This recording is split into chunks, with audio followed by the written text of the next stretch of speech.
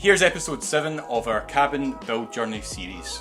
If we haven't met before, I'm Daniel and this is my cousin Adam over here, and we've been working for the last 2 years to bring our one-of-a-kind cabin concept to Millport, and we're documenting every step of the journey. So here's where we're at now. The cabin we're sitting in at the moment is called the Hive, and it's our first of 5 cabins to be fully built and completed. And it's just about to make the treacherous journey from the workshop in Stevenson over to our site in Millport. But to be honest, not without a fair amount of stress. And if you stick around to the end, we'll also be getting the Hive wall mural painted, which is what is sitting right behind us here. Right, let's get this cabin to the island.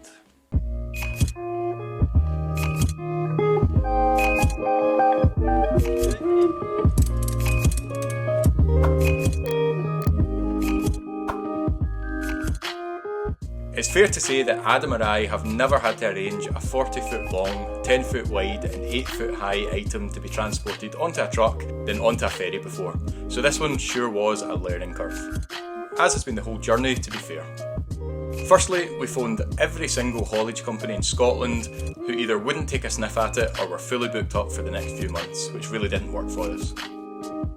We eventually managed to tie down one caravan transport specialist based in Dumfries in Galilee, which was White Cairn Transport.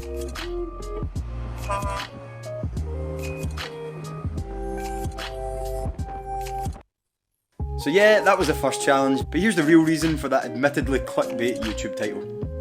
Now safely loaded onto the back of the truck, we then had to worry about getting this thing over on the ferry. Months before the transport day, we cleared all the dimensions with the ferry operator at Calmac to make sure it would actually fit on the boat, and it turned out that that was no bother at all. But literally the day before transport, the ferry office then told us that if we didn't manage to board the ferry at high tide, then we could be refused travel. Now at the time, it was a pretty huge ball ache. The haulage company couldn't make it any earlier than a few hours after high tide, so we were kind of f***ing ourselves at that point. Because we'd been organising this for months, and now there was a real chance that we actually wouldn't make the ferry. We knew that we only had one chance at this, so we charged on as planned, and, hoping for the best, we raced the cabin down from the workshop to the ferry. As the tide was going out, and with a bit of persuasion at the ferry office, we were finally given the go-ahead to get on the boat. Luckily, we managed to just about scrape through, quite literally. As you can see, the back of the lorry dragged itself along the slipway on its way onto the ferry in this clip. Don't tell Calmac. Sorry. Right, anyway, I'm going to shut up and let you enjoy the rest of the cabin's journey in peace. Stick around for the painting of the Hive wall mural at the end.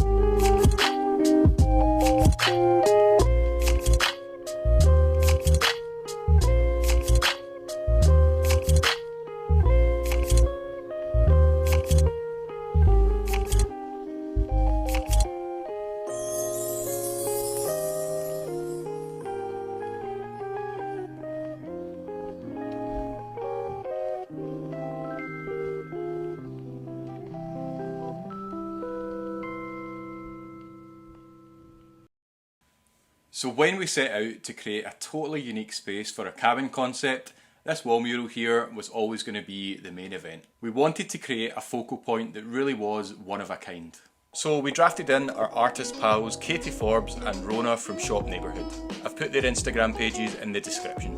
Here's a nice wee time lapse that condenses 3 days of work into about 20 seconds. So for the design brief, we asked for a piece that really tied together all sorts of bee, honey and hive related elements to bring together the cabin theme. Without going too Disney with it, if you kind of get what I mean, but to be honest, we left the brief at that and left the artistic direction down to the actual artists. Because put it this way, Daniel was booted out of art in high school. Honestly, the guy's got 2 left hands. Just to note, that's not in the script, but I might put it in the final cut. And of course, we had to have the Jack Salt Stays brand front and centre.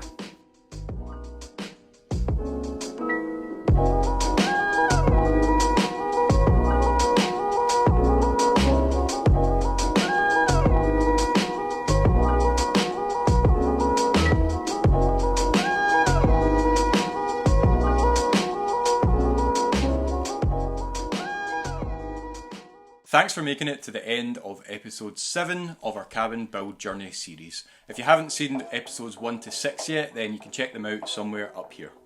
Now, I know at the end of the last episode I said this. Keep an eye out for episode 7, where the diggers will be rolling onto site to kick off the site preparations. But I'll throw that into episode 8, which is coming very soon. Final thing, be sure to subscribe as we move ever closer to the big launch. Cheers everyone, and we'll catch you in the next one.